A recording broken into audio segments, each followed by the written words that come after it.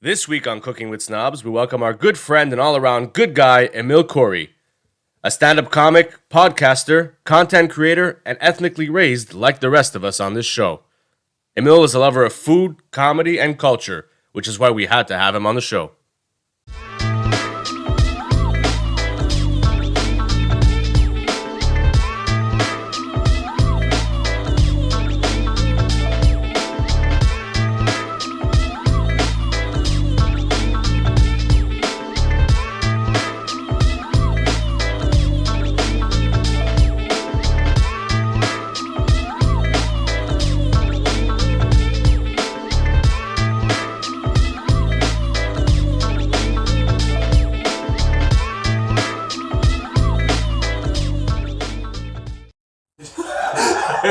Between you and me, fuck Seinfeld. Wow, this is on video. Wow, this is on video. Okay, I guess that's cheers. Wow. Cheers. Hey. Cheers. Thanks for being here.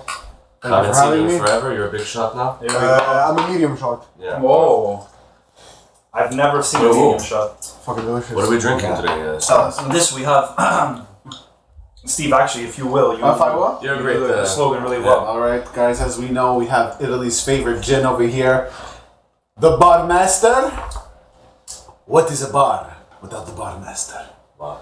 That's phenomenal gin. We've got some Phenomenal. ginger syrup in here. Okay. We have some ginger lemonade. Wow. Fucking delicious. Some lemonade ginger ale. Sorry, I mixed up that. This is the kind process. of drink that you drink like 4 and then you're passed out enough. You feel like you're passed out? I feel like I could drink this for the whole night. Yeah. Non-stop? Which is the trap. Which is the trap because at 2:30 a.m. when I'm driving on the 15 You're on the opposite end of the 15. and I see a cop stoppage because they're gonna start taking our fucking alcohol levels. Breathalyzer. Oh, yeah. I'll just run him over. Then they're gonna have transformers. They're gonna have transformers next to you analyzing you for Omicron. That's the next step. That's crazy.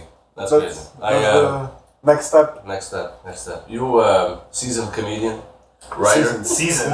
Montreal steak. Seasoning. writer, all around. Good Am I a guy. writer? You're You right. gotta write those jokes. Write those jokes. Someone has to write these jokes. Maybe he's ghostwriting for somebody else. And we It don't could know. be. We don't know. Ooh, maybe. Oh, no. Actually, maybe I am. Yeah, and he's just getting paid the big bucks. Yeah. You want to talk about big bucks? First of all, big business. Have you seen these gabagool inside the door? Big bucks. He could become a grocery store. That would be my dream, by the way. What, the one who got a go? Whenever I'm able to make it to the point where I'm like, okay, my business is can self-sustain and like I have shows coming in, I have TV gigs, the podcast is paying well. I'm like, okay, I want to venture into business. I want to own like a small specialty boutique grocery store. Yeah, like I a got couple that. pieces of gabagool, imported wines, natural wines. We can't fuck the SAQ, but we can sell the hard liquor outside of the SAQ. Yeah, like cured meats, Yeah. seasoned vegetables, The good wine, the good shit. You know what? I can see you doing that. I see you Just like walking in. I see you working there, but I also see you hating everyone that walks in. 100%. Why the fuck are you stepping inside my business? That's just what that's cool. What? They're outside of season, bitch. And I do have red wine. You little horse.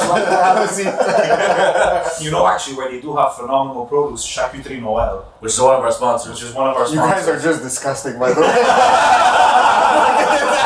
The podcast didn't even start. A bar master, you know? Charcuterie Noël.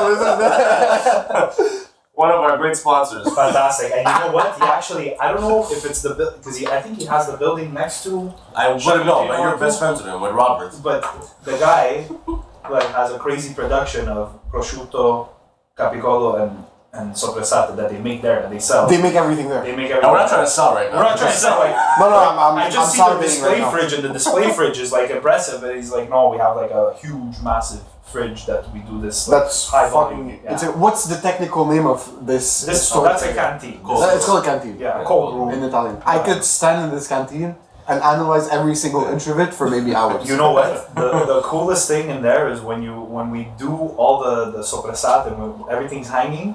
When you go in and you smell the spices and you smell like the meat curing.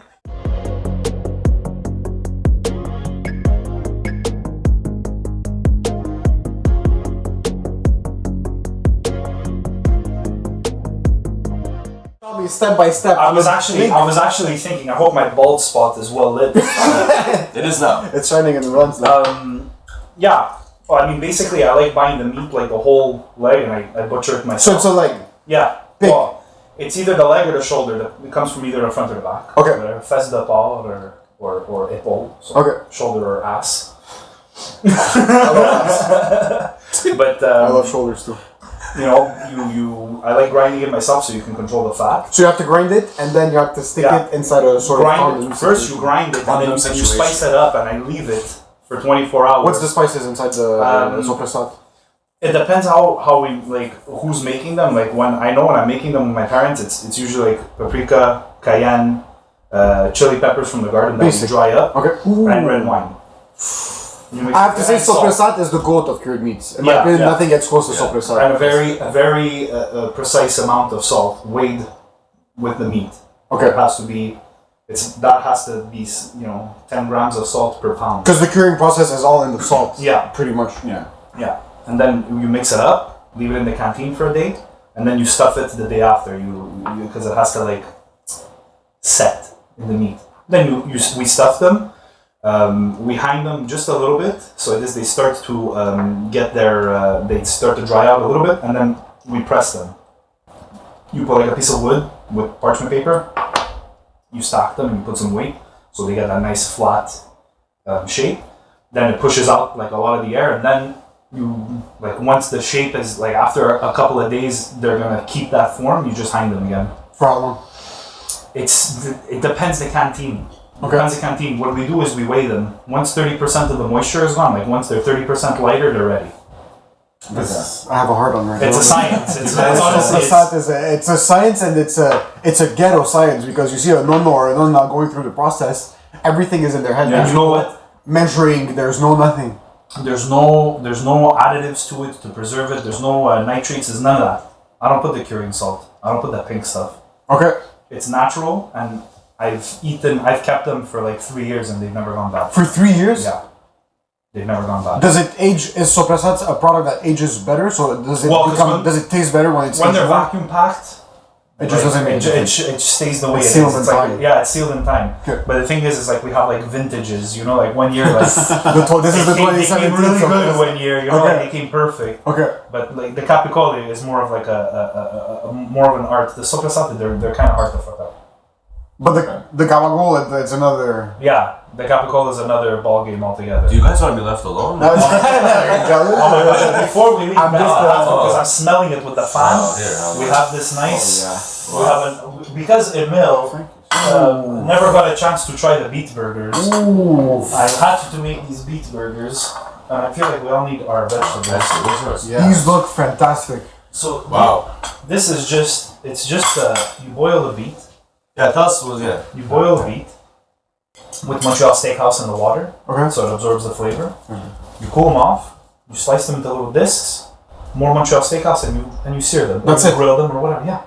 And I make it. I always pair it with this coleslaw. It's the dressing on it is called Green Goddess, tarragon, parsley, sour cream, mayo, Ooh, just a bit lemon tangy. juice. Perfect.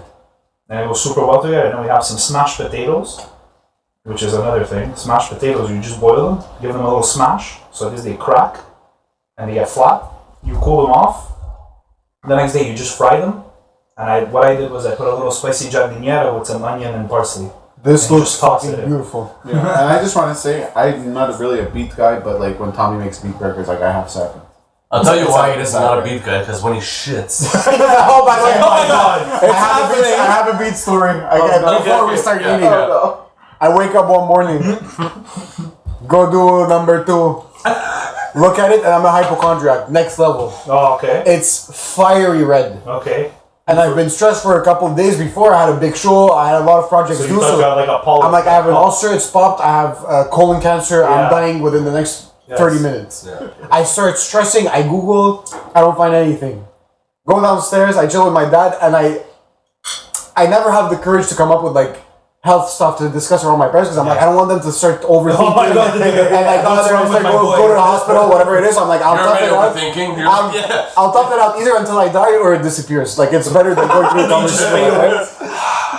So I'm just talking to my dad, and I know that when you eat beets and you pee, it's pink, Yeah. right? But I Yeah. didn't know that when you took a number 2, Yeah. it would become fire. I was talking to my dad. I'm like, gets red too. I felt weird this morning. I went to the bathroom and it's like fiery red. He's like, yeah, you don't remember you ate a fucking tub of beets yesterday? I'm like, that's fucking true. I ate a tub of beets. So the rest of the day I was clear conscious. The BBBQ, the Blainville barbecues. Whenever I make these. And we always end up porking down like 2 or 3 of them. But the next day, everybody texts me that they have cancer.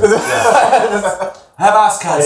It's always the, oh my god, I forgot that we ate beets yesterday. I was wondering why it looked like I threw Kool-Aid in the toilet. Well, I probably have ass cancer, but it was the beets, not the crystal man. Okay, please go ahead. I already had a bite of the potato. There's a nice kick. That's very good. And you have good job, you know what I mean? Okay. Smack me on my ass and call me Jeannette. This is fucking... Jamel. No, Jeannette. Nice to meet you. This is fucking... A lot of people have like this tendency of saying, I'll never have vegan food. Vegetarians don't have anything to eat. No. What is this? Are you still on that trend? You're still... It just has to taste good. Not as much as before. Okay, so why did you go towards veganism and like... So initially, my cholesterol levels were through the roof. It's so through the roof, I'm assuming. So I haven't got the tested since yet. I'm too scared that I'm taking very bad decisions in the past couple of months, which I'm like, I'll tough it out. So I decided to do a bit of research, and turns out that outside of medication, the only way of reducing your cholesterol levels is by going on a vegan whole foods diet. So the first, I would say, 6 months, you remember, at CLDB, I would not drink. I would not touch the heavenly sweets that were on the heavenly things that were on the table. You're good with that. I'm not good with that. I'm on extremes. Inside is like dying. It's either I'm good with that when I accept that I'm not doing anything else, but I can't have a bite of a donut. I'm either having a 12 piece of donuts, or I'm not touching anything, or I'm not coming close to anything. I remember when we used to go after the shows to eat. Yeah. And you were like salmon and salad. Or that was even before I went vegan, and I would get only salads, or I would not even eat. And we were going to places that didn't really specialize in salads. Their salads was basically a potato salad with gravy and cheese. This is what it was. So I went full vegan for 6 months, but not just vegan, whole food plant-based. So I was only eating vegetables, fruits, whole grains, so quinoa, whatever it is, couscous. And that lasted a while. That lasted the whole pandemic and a bit afterwards. Was it hard? Did you find it hard to... To be fair and honest, I'm all about trying new shit. Okay. So the first 6 months, it was exciting for me because it was a new challenge. It was the first time that I was cooking. I was researching a lot, so it was new. As soon as I became a bit like sort of bored by the whole diet and whatever, that's when I started. I got comfortable with it. I started going back, but I would say that now maybe 75% of my diet is just plant-based, and then sometimes on the It's good to reduce your intake of meat. Absolutely. Just in general. Yeah. Absolutely. I like doing, like, the other night, I like making couscous salads. Okay. You know, you put chickpeas inside, or you put like white beans or whatever, and it's phenomenal. But I've noticed lately that I'm just a big fan of like fish. I'm a big fan of like the potatoes are fucking fantastic. Yeah, what the fuck? It's so good. But that's the other thing I find is that when you eat vegetarian or you eat vegan, especially when you go vegan, you have to. It changes the way you cook. You have to make things taste tastier. Yeah. And then when you go back to eating meat, you kind of bring that way of that craft behind just not eating a piece of steak. Yeah. Also, the thing is, I went vegan, but I was not using oil. I was not using any type of butter. I was not using no substitutes for that. No substitutes. I was just when I was sautéing vegetables, it was with either a bit of soy sauce or water, Really? and I would just water sauté them. Which can you do that? Yeah, it's just you don't get that crispy, fatty aspect to your vegetables, which you lose a little bit of luxury in the vegetable. Exactly. Well, I like my vegetables crunchy. Yeah. So when I go from sauteed, let's say mushrooms, onions, and broccolis, I used to do a lot of. Let's say I would chop up onions, mushrooms, broccolis. I would saute them with a bit of quinoa, and I would do sweet potatoes or whatever it is. I like that slight crispy aspect to it. Whereas when I saute them with oil, I feel like it becomes a bit too soggy. You know where you can get the crispiness, no problem. You salt especially in vegetables. You salt them when they're cooked. Don't salt them when you're cooking them. Okay. The salt draws out the moisture of the vegetable. Ooh. When you saw them before. As like when you throw them in and then you put salt, No, I don't do that. I do afterwards. you salt them after. That's what I do with my vegetables. I salt them after and it keeps the crunch. Okay. I had no idea that it would retain that much of the water. Salt and sugar, they pull out water like crazy. Okay. But like, see, like in the summer, oh wow, this drink already hit me. Holy This was. This is residuals from yesterday. But like in the summer, I exclusively cook outside. I only grill everything. Even breakfast happens outside. Barbecue's the best. Yeah, just that, and you know what? You don't even need oil. I never oil Exactly. anything when I put it on the grill. I feel like it takes away from the actual product because there's Yeah. fat in steak. You don't have to oil it. No, but even the vegetables. True. Even the vegetables, I'll put my peppers, I'll put like whatever. Like now I'm addicted to grilled green onions. I had made actually we Like had shallots? Huh? The shallots? Yeah. Okay. Yeah, Well- yeah, the eschalots, they're the long one. But I had not too long ago. I had done a catering contract for where my girlfriend works in the studio. She works at Haven, and they had a client, whatever, and they wanted just vegetarian food. So I made the cauliflower tacos. Do you like these? Sorry, do you like these challenges where it's like Absolutely. there's parameters to what you I can love do? cooking anything. I don't care. Like on it, I wouldn't be able to become a vegan just because I like meat. You love life. Yeah. I wouldn't be able to do it. I don't mind having like a vegan meal here and there, and like Yeah. you know, or like during the week, like I love like but the vegan. How hard is it? Like you know, sometimes you ever make soup, you ever make like a minestrone or something. Minestrone, It's- couscous, pâté chinois, but You don't instead of the meat necess- you put beans. There's a trillion options. Yeah. You don't necessarily need to always eat meat. No. And we have the perfect example here for Exactly. barbecue. Exactly. And you have I an do like option. this. It's fucking Does it fantastic. taste like a beet? I feel like it changes a little bit. It changes because it's juicy. A beet usually, well, it's when you boil them. It's crazy because I grew up a certain way. So my mom would boil beets and would give them just straight up boiled beets without any seasoning to us, and we'd be like, "Oh, I don't like this." You can just add a touch of spices to any type of vegetables. You can make carrot hot dogs. Yeah.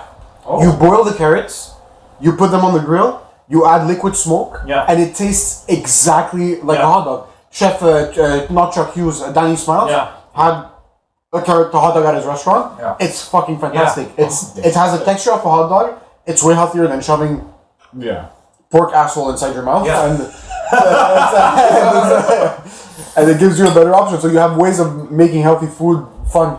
And you know what, like when you said like the challenge of like of cooking vegan.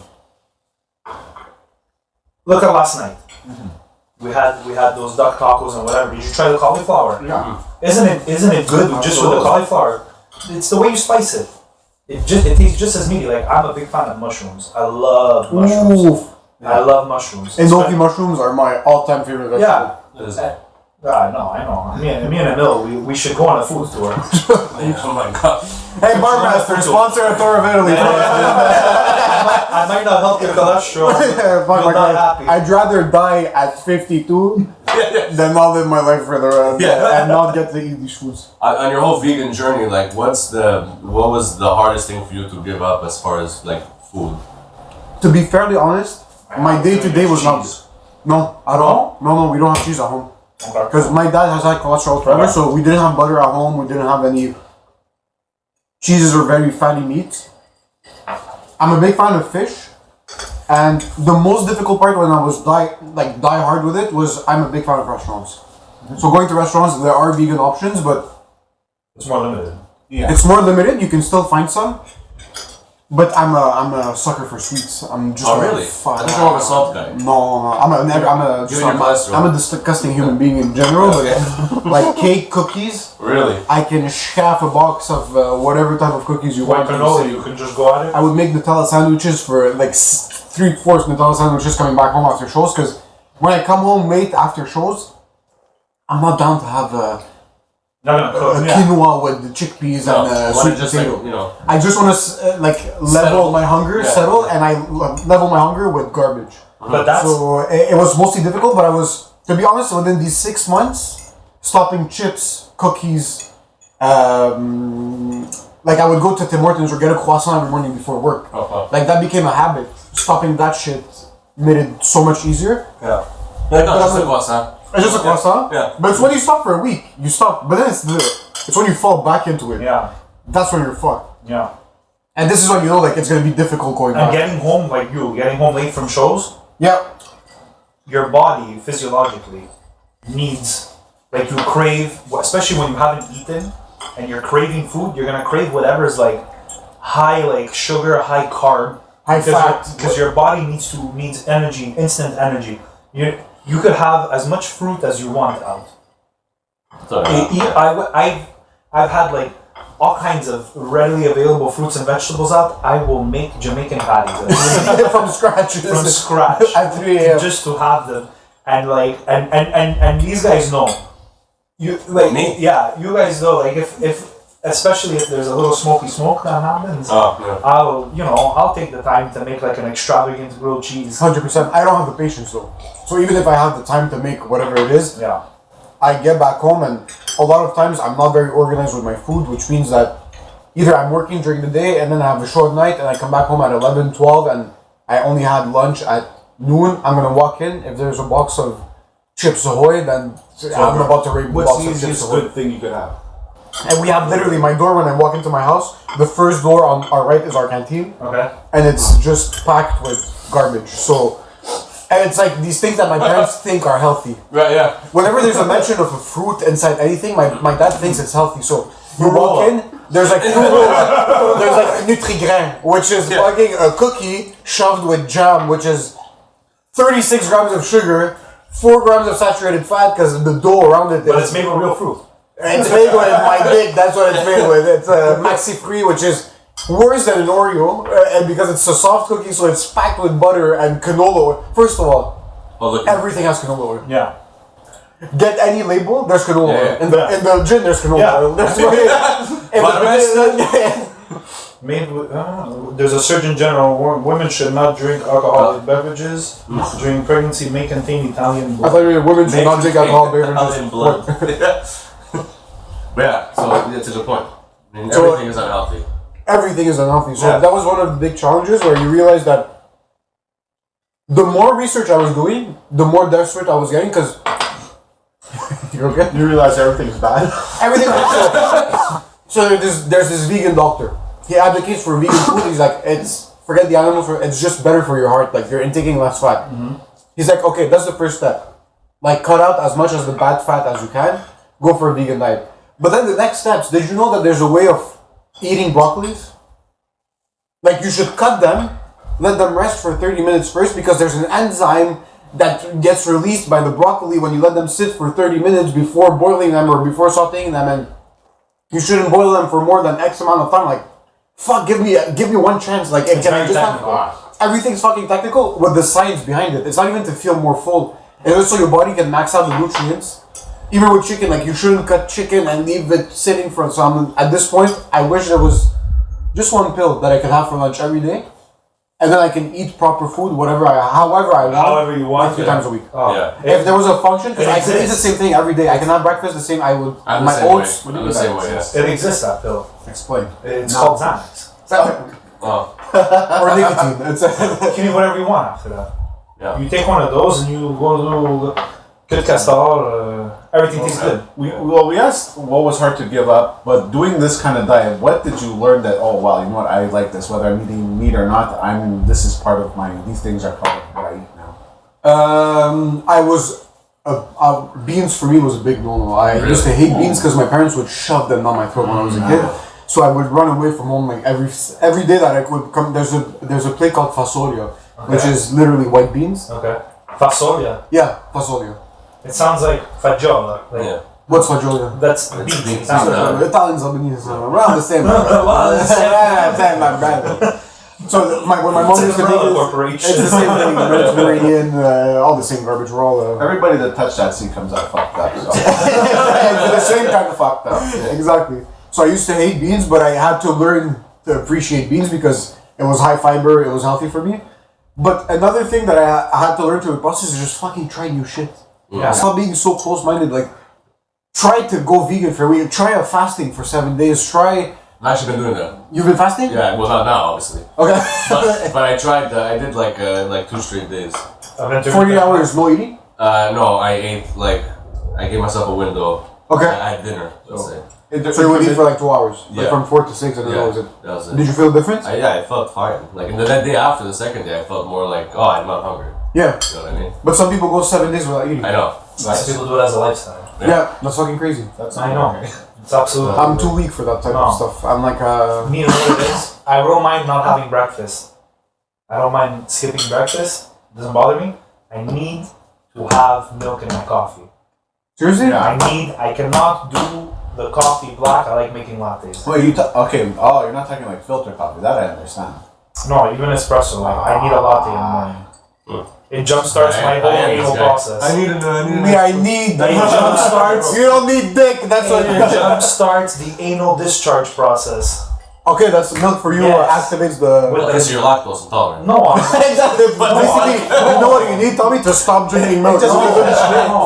No, like yesterday for fun, I just had 2 like straight glasses of milk. I've Never had it drank smoke milk. forever. Cow milk or Cow milk, yeah. It refreshes. you don't fuck with the. I like oat milk. Okay, let me Oat tell you milk is something. yeah. I will ingest literally anything. There is nothing I don't have. Nothing. Look how serious it is, right? Nothing. Literally nothing. You're fucking The only challenging thing about I will not eat, I refuse to eat because to me, I can't, is insects. Okay. No one's asking you. That's it. Like, you know, when they have like, I went to a taco place once and they had like a taco that was made with fried grasshoppers. Oh, okay. And my girlfriend's like, would you eat it? And I'm like, I'd rather stick tiny needles in my cock. You wouldn't try it? No. I can't do it. Don't you feel like as a chef, this is limiting your. There's a line that you can draw. For And what's the yourself. correlation between I'll insects? eat anything above the line. I'll beat a camel with my bare hands and eat it. I don't care. But no insects. I can't do So it. what's the correlation between crickets and cashew milk? There isn't. I'll have Okay, that's what I was asking. it. But I'll have it. Yes, absolutely. I love Okay. it. Even my favorite milk out of all of those nut milks is macadamia nut milk. I've It's never the tried that. closest thing to tasting like real milk. No, for me, oat milk is pretty good. Yeah. Well, the oat milk. You know what? Yeah. You know what the problem with the oat milk is? Is the thickness of it. Hmm. Wow, pretty what's thick. wrong with that? It's not No, horrible. I know. It's It's because you dunk the possible. cookies in the oat milk. Oh, yeah. It doesn't absorb No, yeah. the milk. It doesn't, you see, it doesn't absorb the So you- cookie. so you know you- what I mean? It's not, so you it's say like it's a scoop. when I eat it, it's still hard. Yeah, hard. the milk is still hard. Paper The milk water. is like it's like when you get an aquabell treatment on your car Yeah. and it rains and you watch the rain come off and you're like, wow, this is cool. You know, You I know that shove the milk down your throat. Yeah, because then what happens if you're choking on the cookie? You drink the milk and the milk just goes around the cookie. Just eat slower. What do you want me to tell you? These are things he thinks about. This is why you need to drink 3.25% milk. No, 2%. 2%? 2%. I like 2%. I'm a 1% kind of guy. You're 1% too, is it? Nah. I can't do skim. I feel like skim is just drinking like It's water. yeah. It's like you diluted your milk with water. I'm not a big fan of almond milk. Almond milk. Almond milk? Except if it's made homemade. Yeah. Homemade, it gives it a different texture. Guys, can we just be Who has time honest? for that? Huh? Who has time for that? Can we My just girlfriend. Okay, I'm sorry. I didn't mean to offend can we you. just be honest? Can we stop calling it? Can we stop calling it almond milk? You don't milk a nut. But you're Not not. McMahon. No. No. It's almond tea. Oh. That's You're weird. disgusting. Stop it That's right now. really what it is. But that's really what it is. They take almonds, they grind them up, they put it in water, they soak them. I know who's not getting a job at marketing for Silk. That's made from soy. It's different. Well, what do you want me to tell Silk. Did you know Silk makes yogurt? Yeah. Yeah. How do you make yogurt from soy? You tell me. I don't understand. The ingredient list is like this. There's 7 times more ingredients in Silk than there is in yogurt. All the vegans that are going to watch this podcast, we're going to get canceled. No, I love Silk. It tastes Fuck fantastic. vegans. Take Silk, put it on your face, make like a silk mask. Leave it a couple of days in the sun, peel it off, smell like cheese. It's good. It's, I don't know. He ate all this food. So, Did you like those potatoes? the potatoes? I would know how this masturbate happened, with the right? concoction. You know this was last minute because what really happened was the spicy mayo broke. It broke. I'm happy that you made this because I'm a big fan of salsa verde Yeah, and I like tangy, I like Oh. spicy. So this coats the potatoes fucking you would have liked the pico de gallo yesterday. You would have. I made it with duck à Ooh. l'orange, but instead of duck à l'orange for the tacos, I made orange pico de gallo. Ooh. Yeah, it was very nice. One day we'll have you over. One day. One day. Oh, I still owe you a cigar, by the way. I still owe you a barbecue. You still owe me a barbecue. What we're gonna do is I'm gonna come with a lineup of wines Oh, We're gonna do a wine tasting for the whole night. We're getting fucked up. And we're getting fucked up. And then dessert is a cigar. Can I tell you something? You know where you have to go check out the wines? Because I actually went on Friday with my mom. There's this coffee shop on Bélanger called Paquebot. Paquebot is OG. They have I would say one of the biggest selections. You went? You've been? Yeah, I've been multiple times. Ridiculous. Their wine selection is fucking fantastic. And also, right now, I know this might be topical, like it might be happening now, but it's probably going to be happening when the episode is released. The SAQ is on strike. Okay? Yeah. So everywhere you go... that happens every 3 months. not as much as now. Not as much as now. It's fine. It's the 3rd strike this year, so it's fine. Yeah, so this is the perfect time right now to go support local coffee shops, which, if you didn't know, they act as cavistes now, so they have their own wine selections. And you get products that are fucking out of this world, which you would not find inside a normal Absolutely SAQ. not. And the price range is a bit pricier because you're getting natural wines, you're getting organic wines, you're getting wines that are more crafty. And the bottles are beautiful. They're fucking... You don't even want to get rid of them. I'm a sucker for marketing. Right? I'm a sucker. I buy those wines, I buy them more for the label 100%. than for the wine. The story behind it. I hate the... Oh, is this I hate the mystifluxness of wine usually. Like the wine snobs would usually be at a restaurant and be like, this is a Chateau L'Hermitage. Chateau de Camp, as long as it's not Chateau 74. yeah, exactly. Talking about the vintages. What I like about natural wine is it's the no-no's way. It's you fucking crush grapes, you put them in a dark place, and then you wait until it becomes alive, and then you fucking bottle them. And I love it because I get to taste the in-between of every toe. Delicious. Grapes. It's delicious. The more the fungi, the deliciouser. Yeah. Deliciouser. Deliciouser. I was actually gonna ask you because you're a huge wine guy, and so is your girlfriend or your fiance actually. Fiance. But she's Italian, like she's half. She's Italian. Do they do the whole wine thing or? So the thing is, she's Italian on her dad's side. Yeah. Her grandparents unfortunately passed away a couple of years ago. Before I met her, she told me that her nonno used to make the whole canteen thing, the gabagool, I have to say gabagool, I'm sorry for the Italians, I know it's sauce, the sauce, and he would make his own wine, which is my dream to one day. First of all, having a canteen is my dream, so this is, I might not even fucking, I'll ask you to do the sopressata, I'll just age them myself. New business model. New business model, I've always Pick up wanted. sopressata and you hang them You yourself. just hang them and take pictures of them. That's it. I don't even eat them. Can you make fucking beans sopressat? Is that Yeah. seriously? You can make you can dry anything. You can make them out of fish. Okay. Yeah. I see octopus. Oh. I've done it with chocolate and nuts. Okay. I think Chocolate nuts, you made me try that. Yeah. Was it good? Yeah. Okay. Just no meat, like just figs, dried fruit, nuts, and chocolate. Fucking sick. Yeah, you mix it up. You don't put it in an actual intestine because that would be weird. That goes against the grain. Yeah. It would be weird. I buy synthetic ones. Yeah. You poke holes in them, you hang them, and they like kind of dry. And it's good to have like on a cheese board. Yeah. Ooh, that's fucking smart. Yeah. But to go back to the no, he used to make his Yeah. own wine, and she told me one of her biggest regrets is that I'll never get to go on Sunday to their place and like first of all start making the wine with the grandfather, and the nonna used to do pasta handmade, bread handmade, everything was made at home. So that's one part that my mom, like, on the Arab side, we don't, from what I know, other than pickles, which we have lifted, the les navets roses, like Oh, okay. the Those pink things pickles. are amazing. My teta makes them fresh, and it's the fucking most amazing. This is my favorite. I'm a big pickle. You can't buy them. You can't buy them in stores. You buy them in stores, they're soft. They're soft. You need the crunch. You need a crunch, so you need to let them soak less than what they do. Yeah. Which You're when talking you about navets, right? You're talking about the navet, when you get a pita, what they Yes, put the pink. okay, got it. Yeah, alright. Everybody thinks it's beets. No, it's not. No, beets. It's made with yeah. beet It's turnips.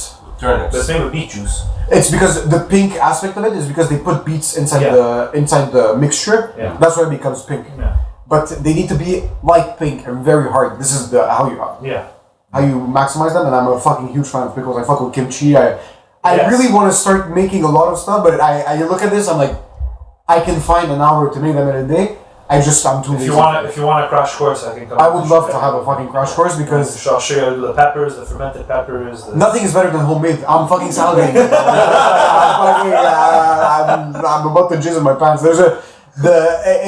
Nothing is better than homemade, so it sucks that I was never able to have these moments with her. No, but I'll try to learn. So you would do that though. You would be down to do the whole process. I'll be fucking down. I started doing the whole process. I started researching It's fun. wine. I fucking love it. I started researching last year around October but it was too late because it was the end of the harvest season, so only the shitty grapes were left. Yeah. But the guy was like, "You're sure you want to make your own wine? Like, you need to add sulfites and whatever." I'm like, "I just want to try a scientific experiment. Just like put it in a bottle, seal it, leave it for a couple months, see what happens." Do you need to? You don't need to, because OG Italians don't put them. No. Because the best part about bad wine is good vinegar. Yeah, that's it.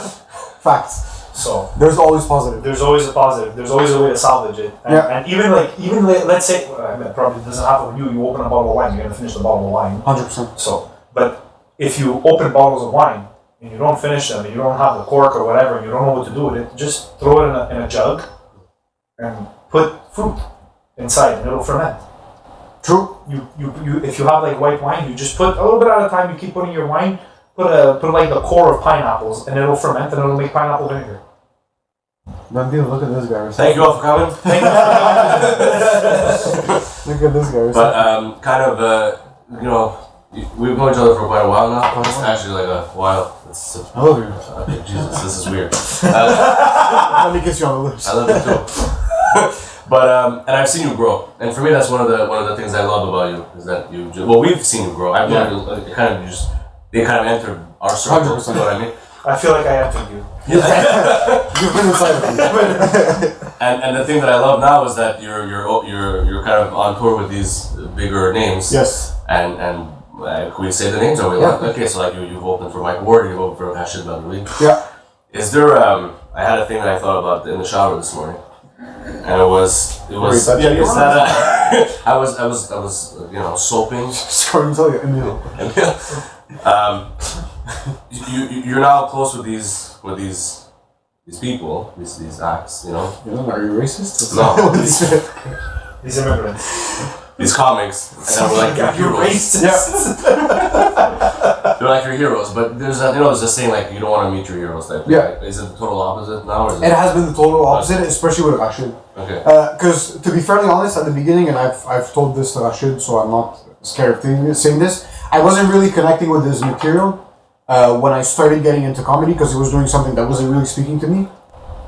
And having met Rashid in the past 2 years. And I've told him that I'm so happy I met him now and I didn't meet him 15 years ago because the stories he's been telling me and he's been telling the public about how he used to be, how he used to act with staff in venues, how he was acting with fans or whatever it is, and like it's stories that he talks in his new one-man show, Le Fleur du Tapis, which is it's his best hour out. He talks about his past as an asshole.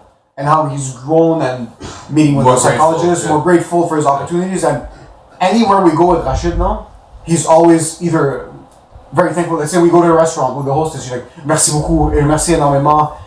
You see him being super polite with the staff in venues. He's not demanding for anything. He was like that when it came to CLTV. Yeah. He doesn't ask questions. He just walks in. He's like, whatever you guys want me to do. Honestly, when I remember him parking. What a car, by the way. Good job. Double park this car outside. It's fine. The double park this you can lose. No, that car needed to be double parked. 100%. 1,000%. But super nice guy, just walking in like it's. Exactly. Super down to earth.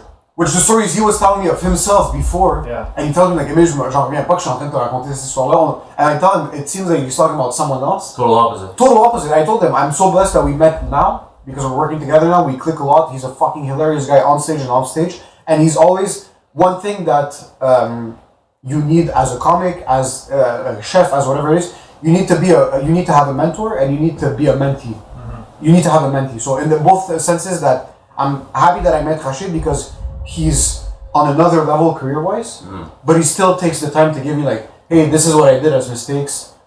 Keep that in mind. Like, hey, what you're doing, this is good. Like, keep pushing for this. We should work on this. We should work on that. So having someone you can look up to, and we have such different styles on stage. We have different personalities, but we click in that sense. And you're so lucky. My mentor killed himself, so.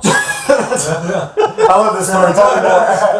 Actually, Anthony Bourdain, man. Oh, but it's not your mentor. That's not. He's the guy. Fucking Anthony Bourdain is one of the reasons why I'm so depressed. I'm in love with Anthony Bourdain. When you were saying like meet your heroes, like I love comics. Yeah. I met Dave Chappelle. I met Kevin Hart. I we worked together briefly. if I would have seen Anthony Bourdain with my own eyes, I would have killed myself. Like, You would have killed himself. I just like traveled food shows. Yeah. Have always been my go-to television. Yes. Or my go-to. 1000%. And you can travel through people. It's the easiest way to get culture. 100%. I've always been slightly depressed. I've always loved dark humor, alcohol, and trying new experiences. So all of this culminates into Anthony Bourdain. Yeah. Like there's no other image of such a personality and someone that was so fucking respected. He would go in villages in Vietnam and people would recognize him and take pictures with him. Yeah. And it's like, how much of an ambassador of love and culture and it happened so late in his life. it happened at 44 years old. Yeah. Imagine living your whole life, a shitty life, which he's talking about in Kitchen Confidential and Bone in the Throat, Bloody Valentine, his second book, which was the follow-up. He talks about his whole life. Imagine working at a job that you love the craft, but you build into a depressive job. You're addicted to drugs, crystal meth, heroin. You get so late into your life, and your life changes at 44. Yeah. And you're like, okay, usually people start settling down and Yeah. they're trying to think about their retirement plan and whatever it is. It's jour au lendemain, you just fucking blow up and you become an international sensation. I wouldn't mind that at all. But we think about life as linear. We think about life as you start working, you keep the same job, you find a wife or a husband, you settle, you buy a house, you have kids, you plan for your retirement, and you fucking die. Oh.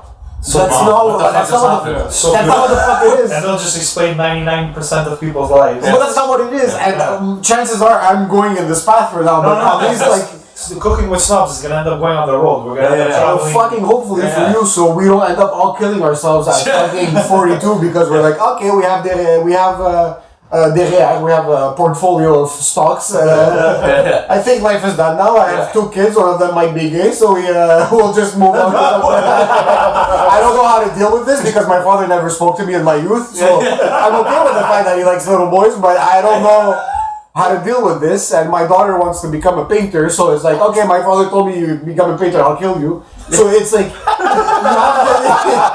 you have to deal with your own emotions of how you grew up, and you want to try to break the cycle. But of course, all of us are too weak to break any cycle, so we'll just end up fucking in the same patterns as our parents. I still think about that comment you made when my dad just wants me to have my own desk at work. Ultimate dream. He wants me to have an office. And you open this door, if there's a desk and a computer, he's made it. It could be voluntary work. Who gives a shit? Like, he has a desk. He can tell his friends, my son has a desk. So this whole process has kind of changed your life. You know what? The thing is that during the pandemic, you were content creating. Yes. Which I caught. Yeah, You know, excellent content. Yeah. I've never seen so much of Jacob's ass. Yeah. Beautiful ass. Actually, 6 something, not a nice ass. So Jacob Aspian is like your partner in crime. I hate him, yeah. You hate, yeah. I think he hates you too. He told me. He's like, oh, is Emile gonna be on the show? I was like, no. He's like, good, that fucker. Yeah. but and now you guys have a podcast. Talking about that, and you guys have. I don't know. Every time I go on your YouTube channel, you have more followers. I'm like, so people are. People are fucking with us. You know, they fuck with the podcast. They fuck with the podcast, and it probably changed my life. I'm not. In what way? The fact that the pandemic was the best thing to ever happen to me. Oh, and you're a pretty depressing guy. I'm a pretty depressing guy. That's what I'm telling you. Like people dying all around me was beautiful. It gave me so much motivation. No, it's I was going inside like I was just a hamster wheel before. I didn't have that much of a following online. I've always wanted to do content, videos, whatever it is, but I had this mindset of if you don't have a whole team, if you don't have the material with it, like the microphones and the whatever it is. So the pandemic hit. I started making my own videos with my iPhone. Yeah. And editing, everything. I was doing everything. Yeah. Filming with my iPhone, editing, posting them, and I was doing one a week. And it started giving me a bit of a following. We opened back up in like June-ish of 2020. Started working with Jacob. We started the podcast, which I spoke to you about wanting a podcast ever since fucking 2017, 2018. Yeah. So we started doing it, and we said for the first year we're not getting any guests. We're just you guys. Just trying to understand our vibes. And like the problem with podcasting is people start, they do 4 weeks, and then they stop. Which you guys, the first year was fucking fantastic. You guys were on the dot, like it was. The thing with Snobcast for us was more of near the end we started to just go off the rails, you know. where we just drugs, sex, and alcohol. yeah. No lifestyle. No, more content wise. Like we never really, even for this, you can attest to it. There's no script. We're just shooting the shit. Yeah. Which is what we wanted for Snobcast, but at some point it just became redundant. And people were kind of like, we were losing listeners. Week by week. Yeah, and then we're like, what the hell's going on? So that's when we took a break. And we're like, what if we're all like, we have our own thing. Yeah. You know? Like, I like to interview, he likes to cook, he likes to research. Like, why don't we just, bring all that shit and like make it cooking? And Well, you questioned the process, which is if you never we question spoke what you're about it doing. originally. Yeah. Before we spoke to Steve, we shot like the shit out of it. We did shisha in the back. Yeah, you called me too. I think it was the same day. You're like, hey man, by the way, I just wanted to speak to you. I don't know what the fuck we're doing. Like, I have no idea where we're going with this. And this is the best part of growing, because if it wasn't for the pandemic, that forced me to take a step back and be like, okay, what the fuck are you doing? And like you're saying, you want to be a comic, but you know that this is a business and you need to see all aspects of this business. I would have just kept on doing shows here and there. It was starting to get busy. I had a couple of shows, but the shows are nothing. If people follow you afterwards and there's no content for you to vouch online, especially now, you won't be going anywhere. Like, we're not in the 80s or in the 90s where they would see a set on Letterman or whatever it was. Yeah, Johnny it's like, Carson, you're good to go. and you're good to go. You're fucking selling out theaters. Yeah. So this is the part of, just like you guys did, and you found a new format which brings out the best of all of you. Yeah. I found Jacob, which in my mind I was going to do an interview podcast at the beginning, but I'm like, no, it doesn't speak to me, and I've tried one or two and it just wasn't fun. So I found Jacob. We milked the fuck out of it for the first year. 52 episodes, not a single guest. We started understanding each other more, and you see us now, we have a chemistry that makes no sense. Like, we were able to go up on stage without material and riff for half an hour, and we're able to keep people entertained because I roast him, he roasts me, but I know exactly his trigger points, and I know when to give him space. I've almost crashed my car so many times. I love Monday mornings because Tommy fucking starts working at like 3 a.m. God knows where he works. Me, 6:30 in the morning, I'm already listening to the podcast. Which we started posting it earlier for you. Oh my god. We started posting because there was one morning Sometimes I text you and I'm like, that morning I text you, I'm like, it's not up. I'm telling you, it's because of this we started scheduling them for 5 a.m. You woke him up, he's like, fucking Tommy. I was panicking. I'm like, it's Monday, they missed one. What happened? We haven't missed one. I'm like, then it's on Apple Podcasts. I'm like, oh, they got signed by Apple. These fucking Arabs. So the podcast with Jacob is just like, so it made you grow. It made me grow. It gave us a following. You guys write together? We started writing together. We brainstorm ideas. Okay. By writing, we mean we were at the studio. Jacob writes, and I'm on the floor just watching videos. So that's pretty much it. It's exactly. How is it having a studio, by the way? It's your canteen is bigger than our studio. But it's still nice. It's nice to have a space away. 100% because we were filming in Jacob's kitchen at the beginning. Oh, yeah. So we started on Zoom for a couple episodes. We went to Poutine Bar. We were shooting there, but we had to shoot after all the customers had left. So it was at like 11:30 p.m. that we would show up and we would start recording the episodes that late. And then we started shooting in Jacob's kitchen for a couple of weeks, and we're like, no, okay, now we need to start looking for a space. We found a space. We won't disclose the area. So we found a space, and then we started working from there. It's the best thing that we ever did. Having your space is. It's just, first of all, I finish work, I can go there and fucking crash before a show. I don't have to drive back home. We can shoot the podcast there, we can brainstorm there. It's our literal safe haven. We masturbate there. It's perfect. That's why the walls are so Bring the wives back. The wives haven't been there, and I'm sure my girlfriend will not accept to have sex in the office. We have a podcast room that's 50%. That's been 50% done for approximately a year. Where is it? Upstairs at my house. You have a podcast office upstairs? Yeah. Oh, we had started. Then we're like, podcast sucks. And we stopped. We stopped. Podcast might suck, but this is fucking. I never touched a box in that room past that day. So it's we put up the logo. That was it. That's it. I put up that poster. I painted the ladder. You painted the room. I painted the room. All the holes. Put caulking everywhere. Put the plaster everywhere. Painted. And now it's just a storage room. I just throw my box. You have this here? I know. There's spider webs on the banner. I can't wait for the researchers to like find it after the Third World War and like, what's this? What's this? Is it the same intro song here? But we're gonna make a new one. I have to say, you guys have the best intro song. Stop it. Your intro song is awesome. You know how many times I sing it randomly during the Yes, but the intro song of Snobcast gives me a heart on every single time. I'm not exaggerating. That guy is a fucking genius. Go. In 5 minutes, he made that. Yeah. It's a fucking sick intro song. I've told you guys multiple times. I used to listen to the intro song and stop listening to the podcast. Right? It's garbage. It's garbage. You were the guy that dropped off after 30 seconds. I used to say that at the bench. Well, you guys had people from fucking Yugoslavia listening, no? There was Netherlands. Netherlands. We're huge in the Netherlands. You're huge In Latvia now. Imagine there's pictures. There's life-size posters of John and just there with the barmaster, just like in Latvia. Yeah, no, the Concert Goers podcast, we're like, in the How's that going? It's great, but we're in the top 10 in Latvia. You know, That's Latvia, they fucking love Genesis. They love Genesis. Really just got cable there. So I heard that too, so it's gonna be fun. It's It's amazing. gonna be fun. It's fucking hilarious. So the podcast, yeah, we were able to get so many opportunities out of the podcast because we were invited afterwards on Sous-Écoute. Yeah, which is Mike Ward's With Mike podcast. Ward, Which is again, it's the most popular French language podcast In the world. In the world. By far. Okay. By far. Who's like the runner-up to Mike? No one. No, Mike. Mike. No one, Mike. By the way, we have a lot of French podcasts out of Quebec that are busting the top 100 on Spotify easily. Oh, right. Thomas Levac, Yeah. with Couple Ouvert, he has one with his girlfriend, he has one solo. Sam Breton, which is a fucking fantastic comedian.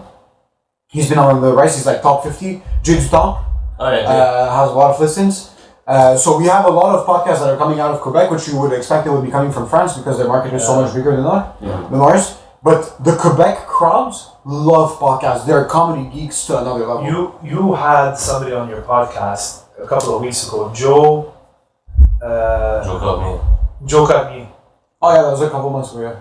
Okay, a couple months ago. I don't know. Every day for me, just Joe Carnier stuck with me. That fucking hilarious. episode was hilarious. Joe Carmier is one of these people that you meet and he's a fucking gem. He's such a good person and so eccentric in his comedy mind that there's no limits to what he says or what he can say. And he fucking stands by every single thing that he says and he's a psychopath. He's a psychopath, like no bars held. This is perfect. We need to get. We know what? We need to get a literal psychopath on this podcast. Yeah, I think it's enough. Might be. I'll kill myself right now. I'll kill myself. It's funny you say that about Joe because I felt the same way when you introduced me to Mike Baudouin. Seriously? No, like I don't know, Mike Baudouin, like he's such a nice guy. Oh yeah, nice guy, yeah, because they don't have the same comedy style. No, not the same comedy style, no, but Mike Baudouin but is he's a human. He's a fucking, You know? he's a Yeah.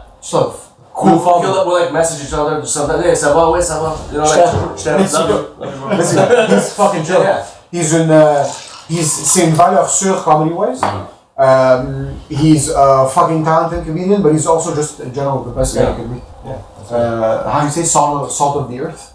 Salt of the earth. Salt of the earth. Yeah. It's also you guys had which you gotta get him at some point at CLDB. Something Sean Brunet. Oh, he's fucking fantastic. He's hilarious. Yeah, Sean Brunet is. There's people that are geniuses. This kid is a genius. I have no. He's like what, 18 still? He's been 18 for the past 5 years. I think he's like 22, 23. He's 22, 23. This kid is a fucking genius. You have some people that are born with a specific gift, which if they cultivate properly and they surround themselves with the right people, the fucking moon is the limit. So he's nothing bad to say about this kid. Super grateful. Ever since I started booking him a couple of years ago at Sacré Free, when we would be doing shows there, he would thank me every time. I even remember he was fucking 18, he was doing this full time, and there was one show we didn't have a lot of people. He's like, donne-moi pas le cachet, ça me dérange pas, juste rien avec moi la semaine prochaine, je vais venir fucking put him to the ground, put the fucking $25 in his pockets. But he was very mature from the get-go. Understood comedy. And just a fucking hilarious kid. He's so who do you top 5. Who do I hate? You. I'm not a big fan of James Corden. I fucking hate James Corden. I can't stand James Corden. I can't stand Jimmy Fallon. Jimmy Fallon. Wow, this is on Can't the stand camera. Jimmy Kimmel now. Okay, so all the late night hosts. Late night hosts now, especially after the pandemic, just took a turn to the worst. All of them. Colbert's alright. That vaccine song, I didn't listen and watch that. garbage. Okay. Garbage. So Colbert, Well, we do our own late night show. we should. Yeah. I would see you having a late night Yeah, show. thank you. It just Oh would my be god, that's what insult. Snobcast was. Yeah. I would see you having a late night show, but just don't insult the guests. Like, No, yeah. so you're done comedy, you piece of shit. Yeah. Shut your mouth, please. This is what I love about his crowd work. Hey, what's your name? Robert? Shut your mouth, Robert. Hey, where you from? Layla? Go eat a dick, Layla. Perfect. All right, our next guest now. Where do you work? A bakery. Oh, so you bake dicks into yourself. Have you ever baked a dick-shaped cake? Okay, good. I've actually gotten a lot better. I've gotten a lot better, yeah. I did a lot of crowd work. The last two shows I did, and Perfect. it went well. I still remember the Trump supporter. When Yes. I think he told you know who I am when you're on stage. It's like fucking silence. Everybody was like, his father's gonna shoot us right now. Everybody's just like, what was happening that day? We were, you were doing crowd work and you had a Trump joke and then someone booed. Yeah, I said, because I would do my shitting joke. But Yeah. every time I shit, someone dies. Yeah. And I was like, if I control the shitting, I'll kill Trump. Yeah. You know, and the guy's like, why? Why do you have to include Trump? He was just curious. in He's your like, joke? why? And I was like, why? You're Trump supporter? And he's like, well, you know, yeah. And I was like, okay. So what? So what? If you don't like it, the door's over there. I said, Wrong country. I said it's gonna get a lot worse. No, fucking You know? I don't know. I feel like I used to miss you using the microphone. Yeah, Mike did. Mike Mike Dick. Dick. Mike did. Yeah. Yeah. Mike Dick was great. I go to when I'm uncomfortable. You know? Here's a Mike Dick. Mike Dick was cool because you always used to swing it towards me and I used to try and grab it Yeah. on stage. Yeah. So what has being another thing I want to know is like your ethnic background, your Yeah. Lebanese, you know, it's like Wow. how does that? That's a great way to segue to racism. You see that? perfect. I wanted to know, Fucking like, fango. does that affect your comedy style? The fact that you're like of ethnic background, or also do people just like that don't know you when you're like, oh, you're Lebanese? Yeah. Do they shit on that? Like, oh, To be fairly honest, no, because I do use ethnic references in my material, but it's not the majority of what I do. Also, I'm very aggressive on stage, so it's like They I'm don't not fuck just with like hey, mon père, it's like, You know what? I feel like you would probably kill too. If yeah, but it's not who I am. I was heavily inspired by Dave Chappelle, by Louis C.K. back then, so it's like very raw material. So Yeah. I try to include, when I include anything ethnic, I try to include something racist to follow. No, so yes, it does affect my my patterns. But what's cool about being ethnic is like, especially opening Médecin for Rachid, he booked me in Allemand, which is Saguenay-Lac-Saint-Jean. And like I went there, I did ethnic jokes, and I present them in a general manner of, just like if I was making jokes about a cup, you need to present They'll what a cup understand. is. Yeah. They'll understand. COVID. Actually, COVID. Everybody inhale. So the ethnic background, I feel, does give me a slight edge because c'est vraiment exotique ça. Puis I'm glad to have been brought up with something different to bring to the table in Quebec. Yeah. It bangs. That's it. C'est bien exotique. You are the darkest guy in La Tuque. Saguenay-Lac-Saint-Jean. There's me, Rachid, a guy called Toto, which is a store manager, which is this fucking, he's 7 feet, like fucking 500 pounds, like he probably doesn't fit in this room, he's ginormous. And the sweetest guy in the world, it was us and two black guys that probably were lost in Alba. Like they were kids that you would take out of Côte Vertu and you would put them there, the Montclair jacket with the pouch, and I'm like, what the fuck are these two people doing here? Like, we're in Alma, Saguenay-Lac-Saint-Jean, which I had a joke about Uber, and I was speaking to a local comic, I'm like, do you guys have Uber here? And he's like, non, on n'a pas Uber, on a juste 6 taxis. Yeah. And I'm like, ha! He's like, non, on a 6 taxis, on a Alain, on a Michel, on a Jean-Michel, puis là, il y a comme on a Raymond, mais il a le cancer du poumon, so il a pris une petite pause, puis it was true, it's like, there's 4 cabs in all of Alma, they're like 5,000 people, not even. You know, And they know them by name. but that's funny. When we went to Magog for the shower. Magog, that's the most Magog. Italian shaman way of saying I Magog. don't know, it's an C'est English Magog, tabarnak, tu vois? Magog. When we went to Magog. There were no Ubers at all. Or some places that wasn't for a while. The South Shore did not Uber. Yeah. They went across the bridge. None. Yeah, It's crazy. Yeah. Is it still like Just that? take a can. I don't. I didn't even know Promote the that. Haitian culture.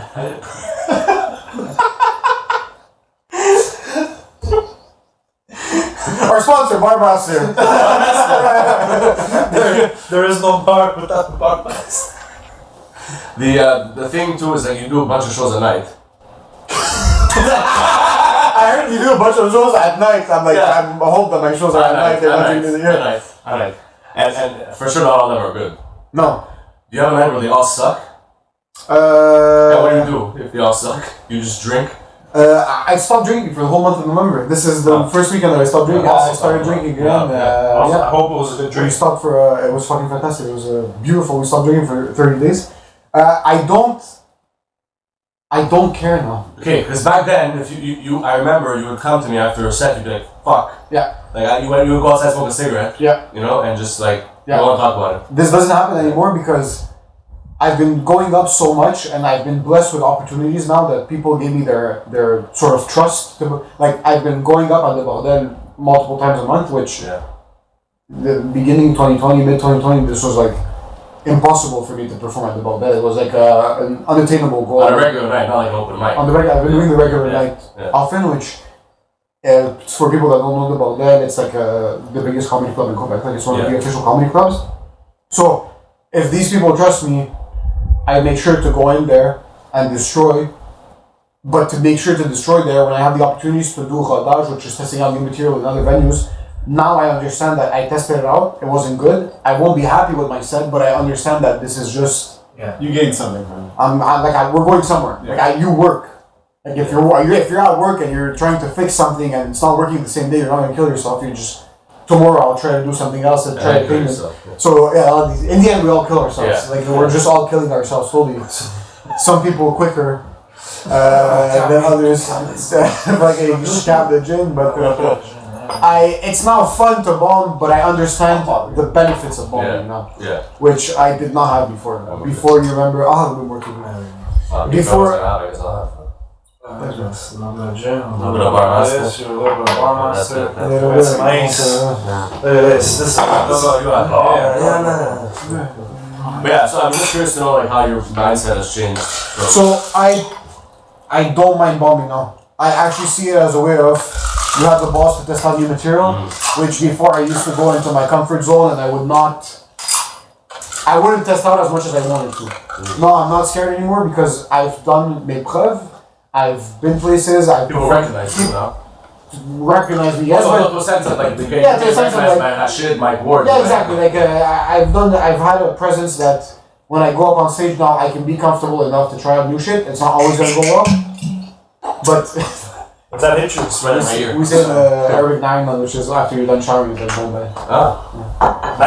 Naiman. So yeah, I'm especially now. I'm testing out a new 30 minutes, which I've been rodeing, and I went up a couple times a week, and I was eating garbage. Like, the first half would be good, the second half would be garbage. And I'm like, okay, we're working now, which I took a lot from Jacob.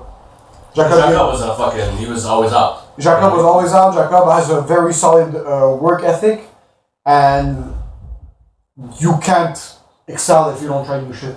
Yeah. There's no way of developing your material or yourself as a Yeah, comedian. because you're gonna be stuck right there. Exactly, you're gonna have the same 12 minutes and for the rest of your life. And I love my Arabic jokes that I wrote fucking 10 years ago, but at some point we're gonna have to. But you have those bits that you wrote that are still making it. Let's say if you do, doing a special or you do or Those some make there's some that's jokes that you know. I would kill myself every time I do them, but Yeah. I know but you know that's they work. Yeah, exactly. Yeah. You know what I It's mean? like making arancini for me. I hate Yeah, he is making that shit. They're good. Arancini is my sick Arab quand joke. I have a joke sick Arab quand c'est la merde de Pilar t'es là ou la seule qui a une moustache. Like, I want to puke every time I do it, but I know that this will set the tone. First of all, I just want to also point out, since we're on this podcast and everybody can see this in video, you probably have the best beard I've ever seen on anyone. Oh, I just want to point that out. You have such a full beard.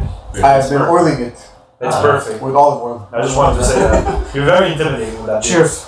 Cheers. Cheers. Thank you for having Cheers me. to facial hair. The facial hair. Cheers. I was violent. Imagine Are you the mad, Steve? grind. We haven't spoken about Turkish music yet. You've been itching for the past. I need my Goga Sekulic. The thing that I admire about you, like I said, is that I watched you grow. We've watched you grow, and Man, you grew when you walked in. you grew when you walked in. You got taller, I feel. But it's nice to see that. It's nice that you're still a humble person. You hate everyone, but you're a As humble much as person. you did. Which is also very endearing. I don't really hate everyone. I'm just not good with socializing all the time, so I will have a hard time going up to people. That's and okay. being like, You know, like I don't feel like you're a very sociable person either. I'm not. I can't wait for the day where you walk into a random cafe, a random bar, and you just, hey, what's up? Hey, what's up? And you throwing around like handshakes. That's my dream, by the way. To walk into an Italian coffee shop, and That's it. I'm just like, oh, and I'm like, oh, and this we speak can do it if you want. We can do it. That's my dream. I need an introduction to an old Italian man somewhere, and then just walk in there every week, every second day. Next Saturday, 11 o'clock, when I go I'll to invest myself. Noel. Exactly. Sure, no, let's fucking do it. I want to walk into close to the butcher shop and be like, oh, We're here for the meat. let me. And then the old man will be like, don't let me taste your meat, and then we laugh, and then we have a moment. He's gonna be so nervous. The L is gonna be off, bitch. He's gonna be hanging next to the wall after. Cameras ain't rolling. Yeah, you're pretty humble. I've been giving you every single opportunity for the past 3 years, and then you step up, and then you decide to go your own way, and then I just start feeling a gun. As a humble human being, So humble you feel. Yeah, so glad you made it. This is also why I made the Beet Burgers as your last supper. By the way, missing these 2 shows. It's just it's just hilarious. Now, even No, but I my need to- family's like, is Emile okay? I need Is he to- too big now? That's the. Then I see the lines in the back. The problem with these, when you start getting more gigs, is that whatever you started doing before and you invested yourself, I've been at fucking every single set. Oh my god, here it is. It's not correct. I'm not telling you. There's a special bit. My girlfriend hates you because I was invested so much into this relationship. She's like, no, you don't like him that much. I'm like, this fucking guy, these people like Tommy, Steve, and Johnny. I used to look like, oh, next month is TLDV, let's go. Yeah. I would write new bits Yeah. for every single show. So it made me grow so much, and I grew so much with that crowd. Where we've been talking about the big venue Forever. for 2.5 Since day years, one. like Since since day one. 2018. Yeah, Since day one, we've been talking about. And I was like, nah. Yeah, like, no, maybe next time. You would do 3 shows, 700 people. Like, no, we can't do it at the big venue. I'm like, Johnny. I like the stage now. So that's the problem. So Now my ego is huge. Yeah, That's the problem. When you walk on stage, when he calls me on stage, When he goes on stage and I'm watching him walk away and I see that first first clap, and he starts feeling it, and then you start with with the t-shirts. Now we roll up the t-shirts, we throw them like balls. Yeah. you would be unbearable. I feel like when you would be on stage at this point, because it would feed your ego. Oh, No, see, don't try. You know what the thing You're is? unstoppable. You know what the thing? You know what the last show that we did that you cancelled? No, I'm kidding. You did though. The last show that we did with Pantelis, I felt was probably one of my best sets I ever done. You know what I mean? And it wasn't Pantelis, but then you talk to Pantelis and it's like he's another guy. I even told him I'm It's because you have a great beard. because I can't like speak. It was like Emile texted me to come to the show. You didn't text me. I was like, no, I was gonna do it, but I'm not scared, but I'm not scared. I Bro. don't get it. He's like so nice. Yeah, he's he's so so nice. I I talked to him like all night. he looks physically intimidating. Yeah, he looks He's always super ready to fight. He's always pissed. But as soon as you speak to him, being in the car with him and Poseidon is the fucking worst experience of my life. They're always yelling because they're always giving shit to people around them. Like, you could be on the red light. What the fuck is Baka wants? He's fucking so close to my car. He wants to fucking run my ass, and then they're ready to open the door and fucking start beating the shit out of the guy. We went to Quebec City. They did not stop insulting people around them for the 3 hours. 3 hours just yelling at everybody. Look at this fucking guy. You want to take the sex? You want to fucking stop? Why don't you fucking? I'm in the back. I'm like, guys, fucking, you guys are gonna die in 3 years. You're gonna have a heart attack. Take it fucking down. But being on that stage is definitely ego, feeds the ego because but I have to pinch myself because first again these shows came out of nothing. Remember that first show that we did in 2018? Yeah. It was like Cabana Souk. Yeah, but it was still full. It was still There full. was still something there. They were like, oh, we're lucky if we get 80 people here. Yeah. It was like 130. Yeah. CLDV? The first time we did it with the long tables. Yeah. It was only Cabana Souk. Oh shit! It was with the judges in the back. Yeah. It was you, Dixit, Dixon, Neil Jana, and Reg. and Reg. Yeah. And we go from that and we go to this 500 seater Which was full. which at pandemic times was full because it was 250. Yeah. Okay, and it's like okay, but the laughs that come out of there Crazy. is nuts. And then like you have this huge screen that comes down before the show starts with the sponsors, and the DJ's behind the screen, and they open. It's like, oh my god, there's a DJ, you know? And it's just like It's an experience. this whole thing, and then there's the backstage aspect of it too, where The like backstage is most probably where the most damage is done. everyone's just hanging out in the back, Drinking, chilling. drinking, he's making food, you know? Crazy. Like Damage. Damage. it's like bottles of It's crazy. Like, you know what I mean? But I have to pitch myself. Okay, you're making me regret missing both of them. Are you serious? Like, I you don't know, even want to be on stage. I just want to be backstage. But the thing is that I have to pinch myself because like the first time we played the big room, and I drank a bit too much because I was so excited. yeah, Okay. And then I didn't like fuck anything up, but like I knew I drank too much. Yeah. You know? But I had to pinch myself the second time because I'm like, okay, you need to be in the moment and just enjoy it. Because the first show that we did, there was so much adrenaline. you missed it. I missed every. I don't remember when I should. I don't remember one thing that he said. Like on stage, I have no idea what he said. You're probably just backstage like, what the fuck are we doing here? Like, Yeah. This is happening, this is It happening. becomes like a thing like that, and you become so grateful. And you pinch yourself to be like, okay, be here now. Enjoy this. Everyone's here because your father pushed everyone to buy tickets. You've worked so hard for this. Your father has worked so hard for this. And then you know, I'm happy for you. I don't want you to ever regret not coming to the shows. But for me, it's more of like I want you to come and just experience. But it. You know what I mean? it's not a regret because you know, as a business standpoint, Yeah, there's like exactly. opportunities that you can and you can't Exactly, miss, and exactly. you know that it was for any other Yeah. show. And even if I was in town during these performances, Yeah. fuck yes, I would be there. Like, Yeah. I was in Victoriaville, I think the last time for the last CLBV.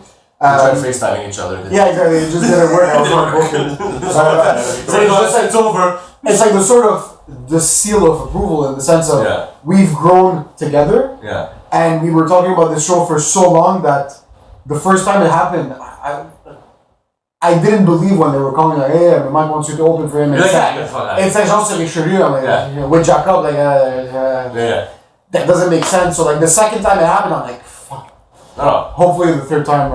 no, it's fine. I'm not. This is not the fucking. It's for me to experience it with you because Yeah. you are and not to sound cheesy, Here we you go. are a big part of my life, and you gave me opportunities at the beginning where it built my character, and I was able to. First of all, my bilingual sets. Yeah. Did I you was- stop doing that? I don't have time for English Okay. shows these His days. Italian is crazy though. Yeah. Every show that I had a Italian joke, I would go up to all three of you. How do you say How do you go say fuck it? your mother? And Hey Steve, how do you say like For about a year after you did the skit, the Italian skit at CLDV, where you were watching, you were dressed with the Italian jersey, and you're the I still have people. I still have people Shit. talking about it to me. and that you were watching the shootouts Yeah. of the Oh, 2006. yeah. I watched that video So good. at least every 2 days for about 6 months I'm straight. telling you, I still have people No, that's telling me video. about that stuff. You can't. I'm telling you, they go like, this is genius, you're watching a World Cup. Yeah. I still have people come up to me, and they just watched them. Like, I had a guy, he's like, I stalked you, if you can blur out where I work. I had a guy at work stop me and he's like, hey, you're Emile, like, yes, like, I just want to tell you, man, I saw you at a show, I followed you, that Italian skit. I'm like, Italian skit? I didn't know Italian skit with Jacob. He's like, you were dressed up. I'm like, oh fuck, it's the CLDV commercial. Like, and it was the using it. And it was Johnny has been looking at. He's like, he's not on the show, but we're using the video. You can't, man. And then you're just downing the Poli. It was just a thing where he's like, Johnny texted me. He's like, yo, we need to shoot a skit. We have access to everything. Like, what do you think would be a good idea? I'm like, it'd be funny that like we have a video where I become more and more Italian throughout the video. He's like, perfect. Steve has probably merch. He came with the scarf. We put the thing, and there was no lines written. No. We just started shooting, and he's like, okay, let's go with the Santa Pellegrino thing, the grappa, it was weird. I think Sirocco freaking out because we're losing daylight. Yeah, Hey, there's no script and there's no daylight. get the daylight back in. But it's funny that you said that, like, you know, like I've helped you, but the things you helped me too, because we met at Just for Laughs. Yeah. You thought I was this 9-year-old Italian man. because I was a publicist at Just Relax, and I was trying to book interviews for low-level comics anywhere I could. So they just told me like, hey, who gives a shit about Il Cittadino? It's like, fucking you take care of Cittadino. I'm like, okay, perfect. So we're back and forth with Gianni. I really thought that he was an old Italian man. So I just meet him. He's like, we were on the red carpet for the Jeff Awards. No, it was What was that? the ethnic show. The ethnic show. Yeah. So I think we met. He came up to me. Don Rivera. With Don Rivera, that's true. He's interviewing him, and he's like,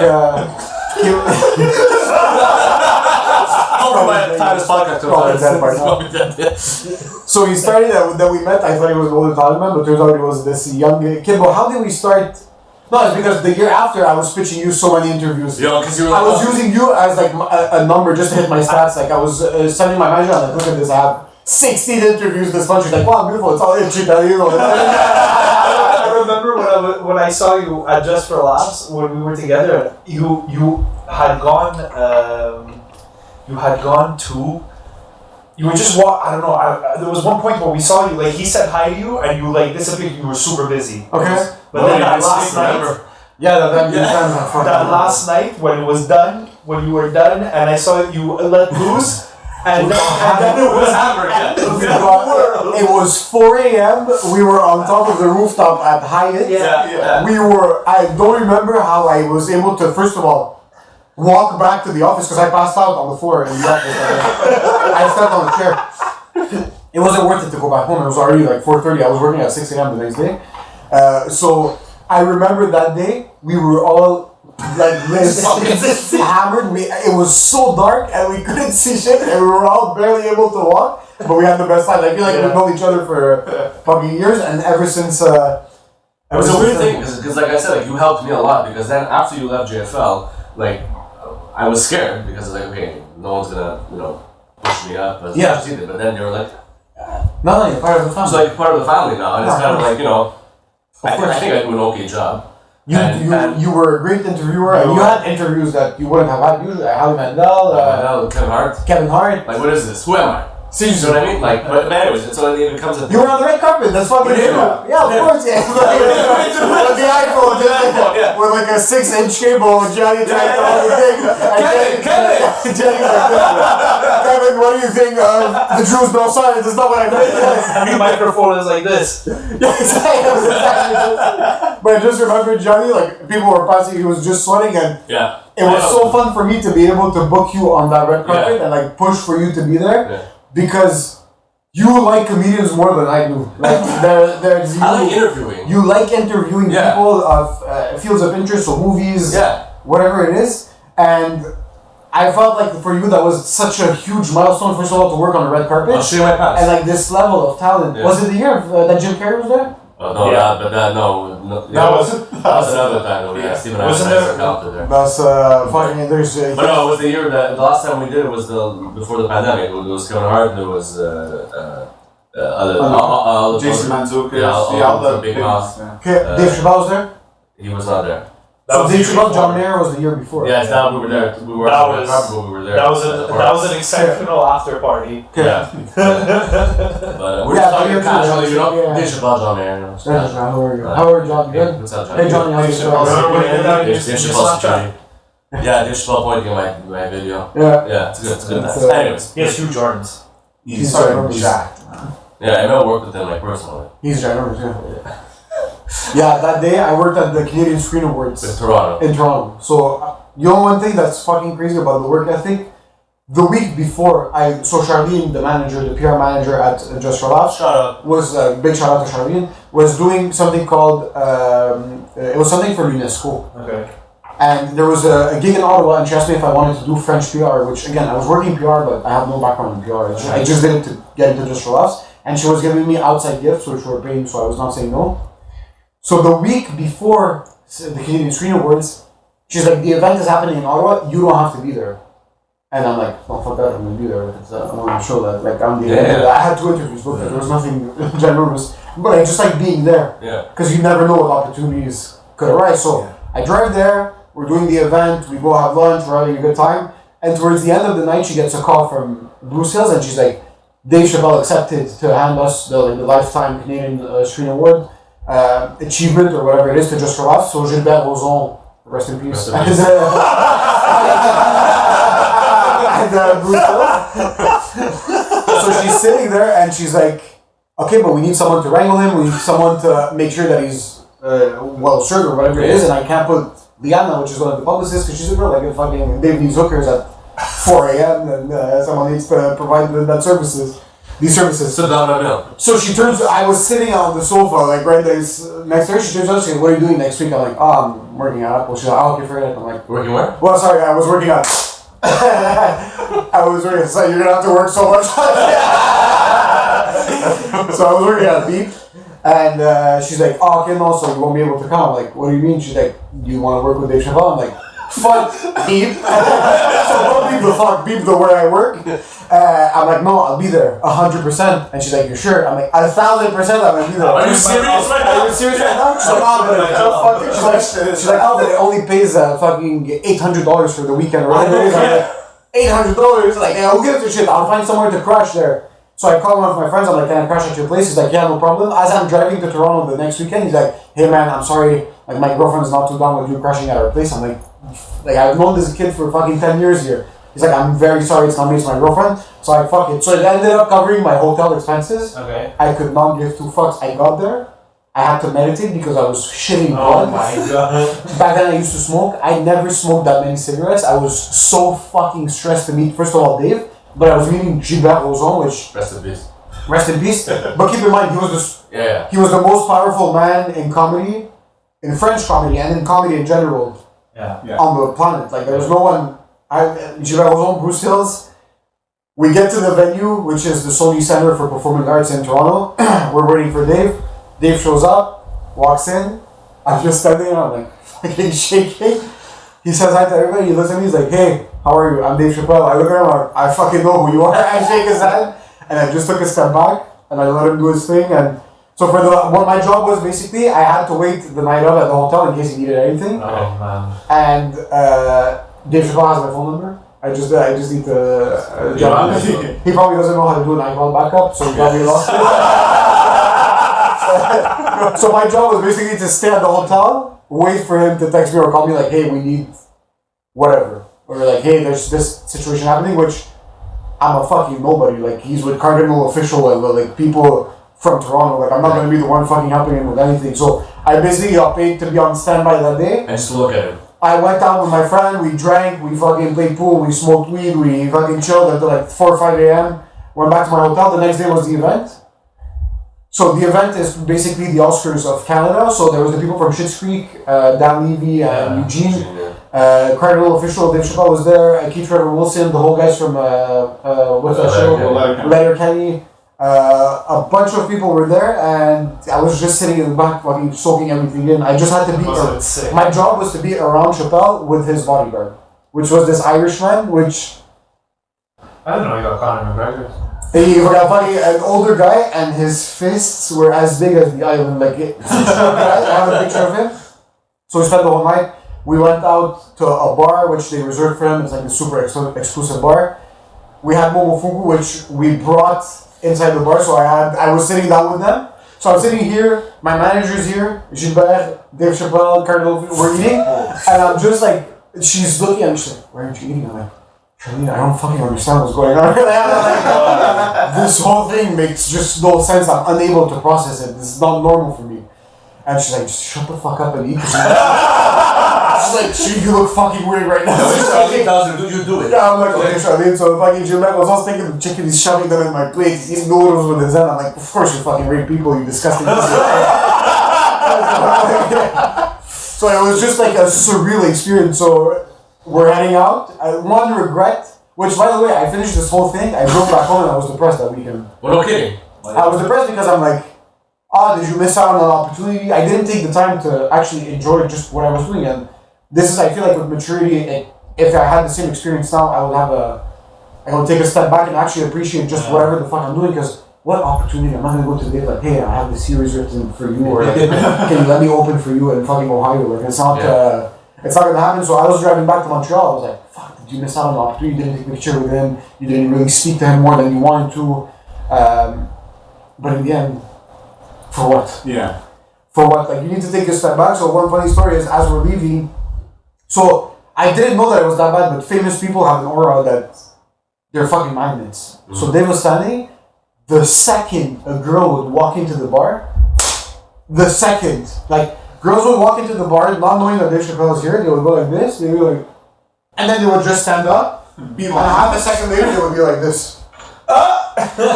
So what we had to do is make sure that nobody was taking any videos or pictures. Right. They would, I'm telling you, the second they would walk into the bar, magnet to him, and he'd be like, hey, how are you, good? And he wasn't that uncomfortable, and he'd go like, hey, do you need anything? He's like, no, man, don't worry about it. And at the end of the night, he's like, he just turns around, he's like, you, come with me, 2 girls. We start walking out, me and the security guard. We go to the car in the back, we walk through the kitchen. As we're walking into the limousine, there's people trying to jam themselves into the limousine, like they're trying to join us, like we're like, oh yeah, sure, no, you jumped into like random people, like okay, you jumped, no, so we had to, I was happy, I had to push a couple of people out, like to grab people, like no, it was like, and just you feel like you're in a movie, and like none of this is real, by the way, everything's fucking fake, like there's none of these situations in my mind were real. I'm like, imagine if Dave took those girls with him, and he drove 2 blocks, then he kicked them out of the car. No, we drove them to the hotel. We have to make sure that he gets to the hotel. He walks out, and one thing, which is a fucking funny story, he's like, he's sitting in the front, he turns around, he's fucking hammered, he's like, hey man, any of these girls your girlfriend? I'm like, no, they fuck no. And they're just sitting in the back, he's like, good. He's like, we're about to have a good night. I start slapping. I'm like, if it was anybody else, I would have punched him in his fucking mouth. But I'm like, I'll fucking take it for this. We get him to the hotel. These 2 fucking models are like, even the model doesn't describe how beautiful these girls were. Just walking upstairs, and I'm like, okay, he's in his room. That was my job. So basically, I got paid to go. I had ramen in fucking Toronto by myself. I toured a bit like on my free time. Went, we chilled, we had the rehearsal. Had fucking Momofuku in the club. Spoke a bit with Gilbert. Thank God he got fucking cancelled a couple months later. Connected with Bruce. Bruce was there. Charlene had a bonding moment. She left because she wasn't feeling well. She probably had COVID back then. She had like fucking 200 fever, so I had to chill. So I have a picture in my phone of Dave Chappelle with the security guard, but I don't have a picture of him. I felt so weird asking him for a picture. He would have, 100%, but I'm like... He seems like he's a nice guy. He's fucking chill. It's just like... It just sucks that so laid back. Like, you know, you're getting recognized everywhere. It's unbearable. Every single place that you walk in. Before we let you go, yes, because you took too much of our time. Like, what's the... I don't want to say ultimate goal, that's a cheesy ass question, but but like, what are you hoping for this year? I'm hoping to open my canteen. I just want a canteen. Okay, and comedy-wise? Comedy-wise, I'm building my hour for next year. Alright. So, that's a 2022 thing. I'm working on my new half hour now. We've been sold out in Montreal and in Laval, which I don't know when this is going to get released, but 2022 I'm going to have an hour, which I'm going to announce. Start building my own hour, maybe take it to Quebec City, Gatineau, Sherbrooke, and Montreal. Amazing. And keep on growing the podcast, making more videos, and making money. You're the best. Thank you guys. Thank you. What a gentleman. Alright, yes sir. Emile Khoury. Thank you for providing me with the beats. Alright, get the fuck out of here. I get a bunch of cunts. Cooking with Snobs would like to thank our generous sponsors, Guerrera Desshine Assurance, for your home and auto needs. Contact Michael Guerrera at 579-377-8777. We'd also like to thank Robert Natalia at Charcuterie Noël in Montreal North for the freshest food on the island. And of course, thanks to Canada Wine and Spirits for keeping us hydrated with Mask Gin, Straight Vodka, the Barmaster Gin, and Posé. Don't forget to like, subscribe, and tell everyone you know about Cooking with Snobs. Follow us on Instagram and YouTube. Cooking with Snobs is a Snob Media and Gucci production.